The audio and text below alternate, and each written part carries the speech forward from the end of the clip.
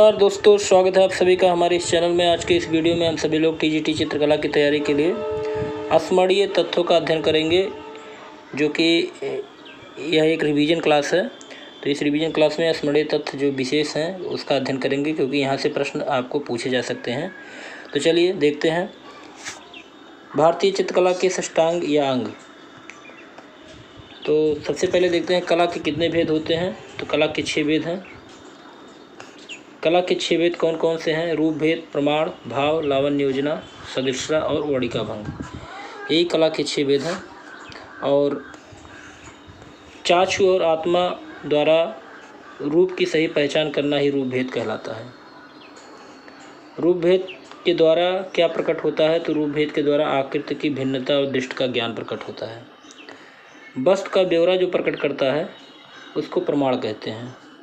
प्रमाण क्या है? वस्तु का ब्यौरा प्रकट करने वाले तत्व को प्रमाण कहते हैं। संयोजन के सिद्धांत में अनुपात प्रकट करता है कौन? प्रमाण। संयोजन के सिद्धांत में अनुपात प्रकट करने वाला प्रमाण होता है। प्रमाण की दृष्टि से कला आचार्यों ने कितने रूपों का वर्णन किया है? तो प्रमाण की दृष्टि से कला आचार्यों ने 5 प्रकार के रूपों का वर्णन किया है। वो 5 प्रकार के रूप कौन कौन से हैं? मानव है, भयानक है, राक्षस है, कुमार है और बालक है। प्रमाण की दृष्टि से 5 रूपों का वर्णन है: मानव, भयानक, राक्षस, कुमार और बालक। आगे देखते हैं। प्रमाण की दृष्टि से मानव कितने तालों में बांटा गया है? तो मानव को 10 तालों में बांटा गया है। और वहीं पर भयानक को 12 तालों में बांटा गया है। और राक्षस को 16 तालों में बांटा गया है। और कुमार को 8 तालों में बांटा गया है। वेरी इंपॉर्टेंट है, इसको ध्यान से आप याद कर लीजिएगा। प्रमाण की दृष्टि से मानव को 10 तालों में बांटा गया है, भयानक को 12 तालों में बांटा गया है, और राक्षस को 16 तालों में बांटा गया है, और कुमार को 8 तालों में बांटा गया है, और बालक को 5 तालों में बांटा गया है।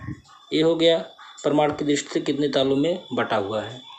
अब प्रमाण के निर्धारण में ताल क्या होता है? तो ताल एक सिर होता है। ताल एक क्या है? सिर है। और सिर को कितने भागों में विभक्त किया गया है?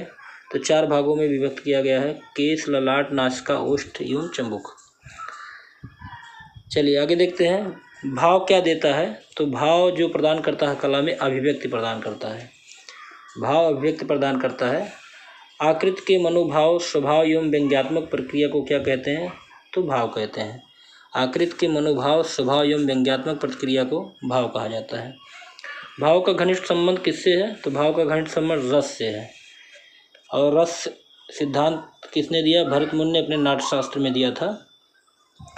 काव्यशास्त्र में कितने रसों का वर्णन है? तो काव्यशास्त्र में 9 रसों का वर्णन मिलता है, लेकिन भरत मुनि ने केवल 8 ही रस को बताए हैं। ये आप ध्यान से सुन लीजिए। काव्यशास्त्र में रसों की संख्या 9 बताई गई है, लेकिन भरत मुनि ने अपने नाट्यशास्त्र में रसों की संख्या 8 बताई है। 9वां रस कौन सा है? तो 9वां रस शांत रस होता है। और सभी रसों का अपना अस्थायी भाव होता है। तो अच्छा, विभाव कितने भेद होते हैं? विभाव के 2 भेद होते हैं। रस के 4 अंग होते हैं: अस्थायी भाव, विभाव, अनुभाव और संचारी भाव। तो उसमें जो विभाव होता है, विभाव का अर्थ होता है कारण, और यह 2 प्रकार का होता है: आलम्बन विभाव और उद्दीपन विभाव। चलिए अब आगे आते हैं। अनुभव क्या होता है? तो अनुभव मतलब होता है अनुभव करना। हम किसी भी रस में रहते हैं तो ऐसा ही अनुभव करते हैं। ये 3 प्रकार का होता है: कायिक, मानसिक और सात्विक। 3 प्रकार का अनुभव है: कायिक अनुभव, मानसिक अनुभव और सात्विक अनुभव।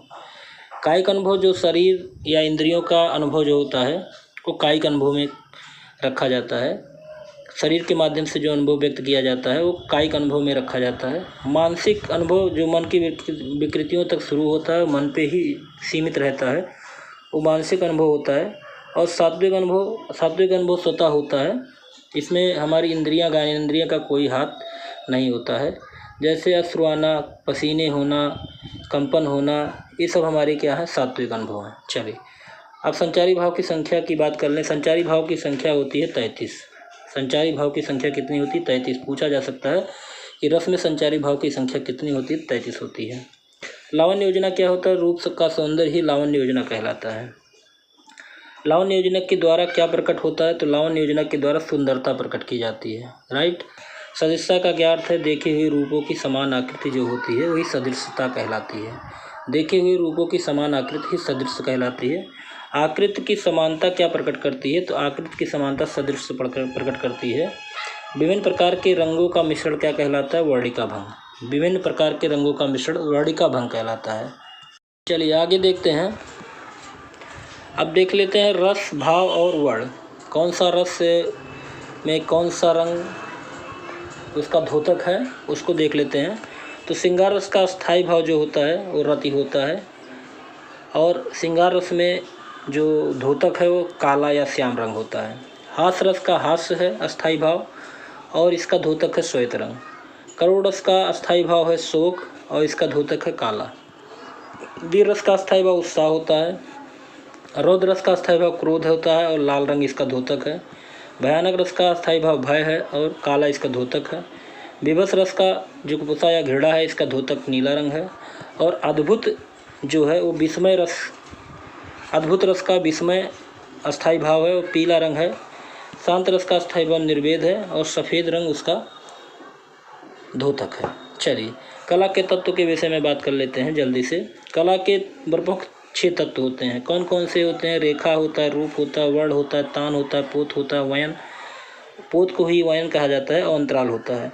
इसके पिछले वीडियो में इसको विस्तृत रूप से बता भी दिया गया है कि रेखा किसे कहते हैं, सममात्रिक रेखा, विषममात्रिक रेखा, वक्र रेखा, सरल रेखा, ठीक है। रेखा के प्रभाव भी बताए गए हैं। रूप, वर्ण, तान क्या होता है, ठीक है, अंतराल क्या होता है। पिछले वाले वीडियो को आप देख लीजिएगा, ये आपका टॉपिक क्लियर हो जाएगा। चलिए आगे देखते हैं। कला में सबसे प्राचीन तत्व क्या है? तो कला में सबसे प्राचीन तत्व रेखा है, और भारतीय कला जो है वो रेखा प्रधान है। 2 बिंदुओं या सीमाओं के बीच की दूरी क्या कहलाती है? वो रेखा कहलाती है। 2 बिंदुओं या 2 सीमाओं के बीच की दूरी जो बहुत ही सूक्ष्म होती है वो रेखा कहलाती है। रेखा के कितने भेद होते हैं? रेखा के 2 भेद होते हैं, सरल रेखा और वक्र रेखा। एक सीधी रेखा होती है, वो सरल रेखा की श्रेणी में आएगी, और एक जो तिरछी रेखा होगी वो वक्र रेखा की श्रेणी में आएगी। कुछ बिंदुओं के मध्य अपने रेखीय प्रभाव को क्या कहते हैं? तो कुछ बिंदुओं के मध्य रेखीय प्रभाव को अनुभूत रेखाएं कहते हैं। राइट। एक ही दिशा में बढ़ाई जाने वाली 2 रेखाएं जो किसी भी स्थान पर नहीं मिलती हैं, दूरी हमेशा एक समान रहती है, वो क्या कहलाती है? समानांतर रेखा। ऐसे आपका समानांतर, एक ही दिशा में 2 रेखाएं आपस में बढ़ाई जाती हैं, वो कभी मिलती नहीं, तो समानांतर रेखाएं कहती हैं। एक ही दिशा में बढ़ाई जाने वाली 2 रेखाएं जो एक स्थान पर आकर मिल जाती हैं, उनके बीच की दूरी असमान रहती है, वो कौन सी रेखा कहती है? असमांतर रेखाएं। राइट। असमांतर रेखाएं, जैसे आपका इस तरह से ए आपके एक बिंदु पर जाकर मिल जाती है, तो असमांतर रेखाएं होती हैं। क्षैतिज रेखा क्या होती है? क्षैतिज के समांतर खींची गई रेखा को क्षैतिज रेखा कहते हैं। राइट। तो आज स्मरणीय तथ्य में इतना ही। अगले वीडियो में स्मरणीय तथ्य में फिर आपसे मिलेंगे। तब तक के लिए जय हिंद, जय भारत।